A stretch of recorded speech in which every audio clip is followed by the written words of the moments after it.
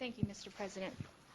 Former President Clinton says that your administration had no meetings on bin Laden for 9 months after he left office. Is that factually accurate, and how do you respond to his charges? You know, look, Karen, I've watched all this, finger pointing and, namings of names and all that stuff. Our objective is to secure the country. And we've had investigations. We had the 911 Commission. We had to look back this. We've had to look back that. American people need to know that we spend all our time doing everything we can to protect them. And I'm not going to comment on, other comments, but I will comment on this, that we're on the offense against an enemy who wants to do us harm. And we must have the tools necessary to protect our country.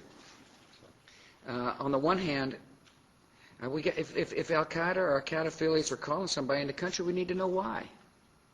And so Congress needs to pass that piece of legislation. If somebody's got information about a potential attack, we need to be able to ask that person some questions. And so Congress has got to pass that piece of legislation. You can't protect America unless we give those people on the front lines of protecting this country the tools necessary to do so within the Constitution. And that's where the debate is here in the United States. There's some decent people who evidently don't believe we're at war, and therefore shouldn't give the administration what is necessary to protect us. And then it goes back to Jennifer's question, Does being on the offense mean we create terrorists? My judgment is the only way to defend the country is to stay on the offense. It is preposterous to think if we were to withdraw and hope for the best, things would turn out fine against this enemy. That was my point about, before we were in Iraq, there was thousands being trained in Afghanistan to strike America and other places.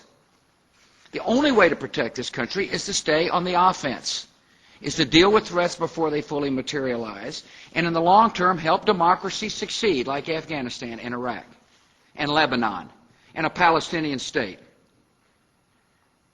But there's a difference of opinion. It'll come clear during this campaign. Well, people will say, get out, leave, before the job is done. And those are good, decent, patriotic people who believe that way. I just happen to believe they're absolutely wrong.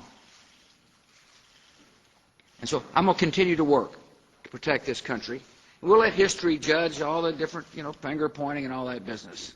I don't have enough time to finger point. I've got to do my job, which comes home every day in the Oval Office, and that is to protect the American people from further attack. Now there's some who say, well, maybe it's not going to happen. Well, they don't see what I see. All I ask is that they look at that terror plot that, along with the Brits, we helped stop. People who are going to get on an airplane and blow up innocent lives in order to achieve political objectives. They're out there, they're mean, and they need to be brought to justice.